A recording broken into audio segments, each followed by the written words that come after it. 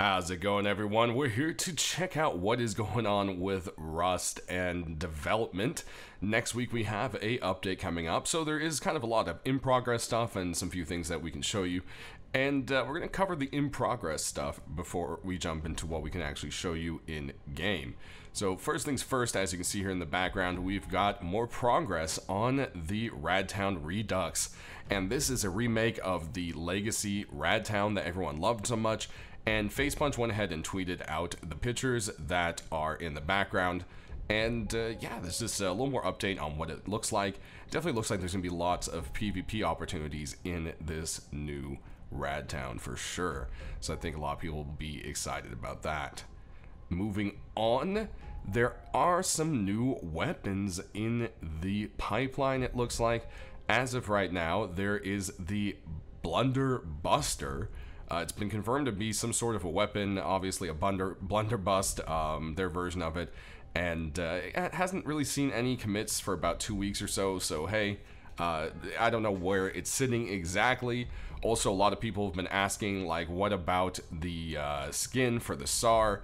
Is the SKS going to be a gun on its own? Well, I have zero information on that. I've seen zero commits on it, but I have a feeling since it's taking so long, I think they decided against it probably being a skin and are working on making it into a gun, because I don't see why else it would take this long. But again, that's just solely my opinion. I have no facts to back that up. And lastly, we have the boomerang. I'm not really sure how this is going to play in, but it's wacky and interesting, and it's something that just kind of fits right into Rust because there's a lot of weird stuff. And I could see a boomerang just being really fun. And who knows, it might be a boomerang kind of like, if you guys remember the game Rage, they had like bladed boomerangs and they were deadly. So who knows, maybe it could be something like that. We'll just have to see.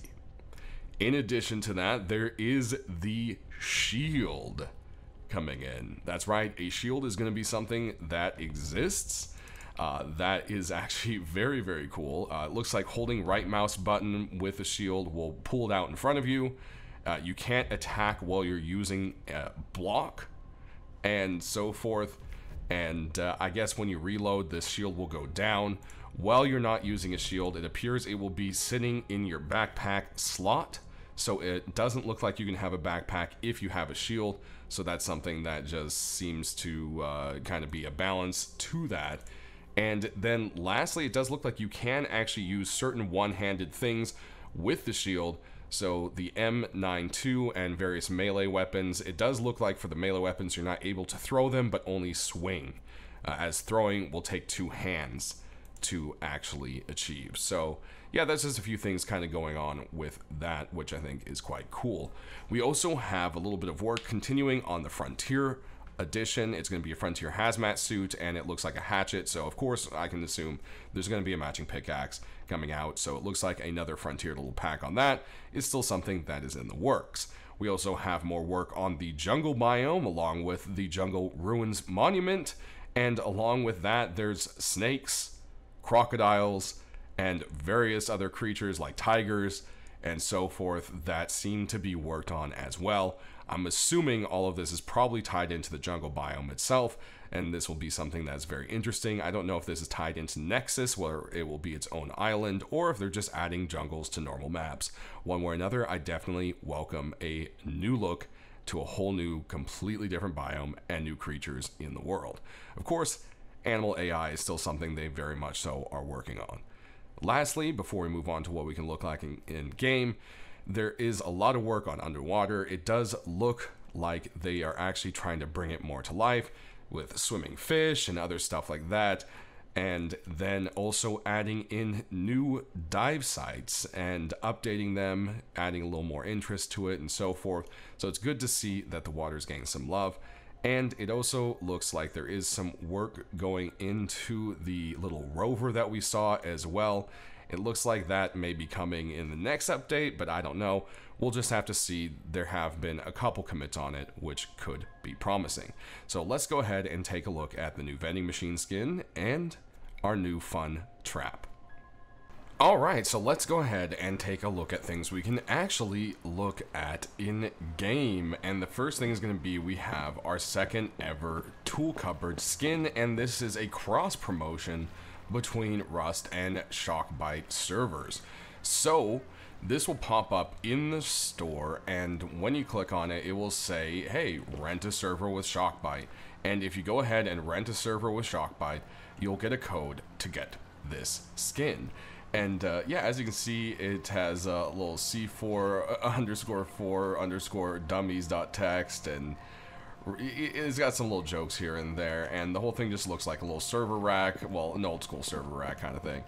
And yeah, and the first thing's gonna be, it doesn't seem to have any kind of custom sounds as of yet. Also, you can't see what resources are in it, and it doesn't seem to show your actual tool cupboard time on the screen. So that is a few things that make it different from the other TC skin, but there it is, and yeah, we'll just have to see more. I'm pretty sure this will probably be up on the next wipe. I would be surprised if we didn't see it next week, because otherwise, why would they pop it in here? So anyways, that looks like a little cross promotion thing that y'all can check out. So anyways, we have a new item, and it is the tin can alarm. And so basically you place it down somewhere, and then you have a wire, and this wire is going to attach, and it's a very thin filament.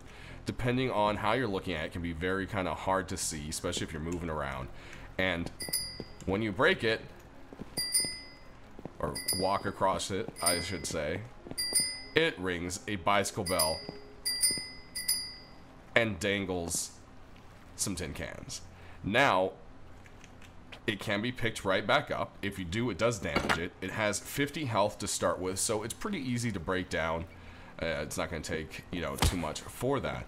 But here is the number one thing. Not only can they be placed in your own territory, you can actually place them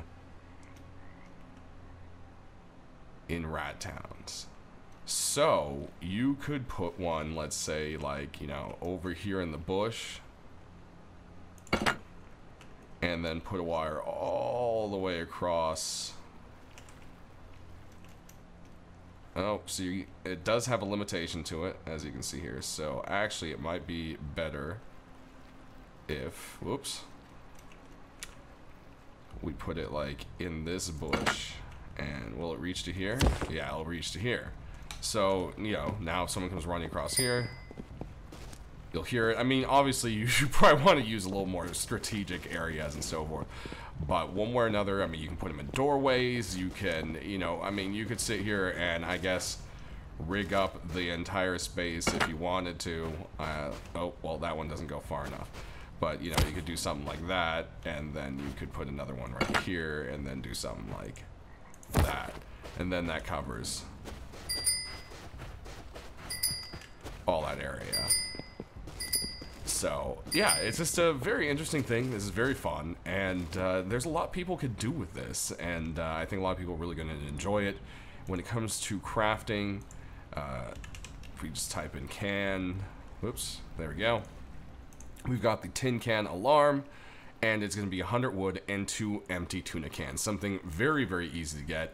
A 20-second crafting time, and it is a default blueprint. So there it is. That's kind of like the newest, most useful little item that seems to be coming to all of us. But that's going to do it for this video, everyone. Thank you for checking it out. As always, please leave me any kind of comments you have, and stay rusty.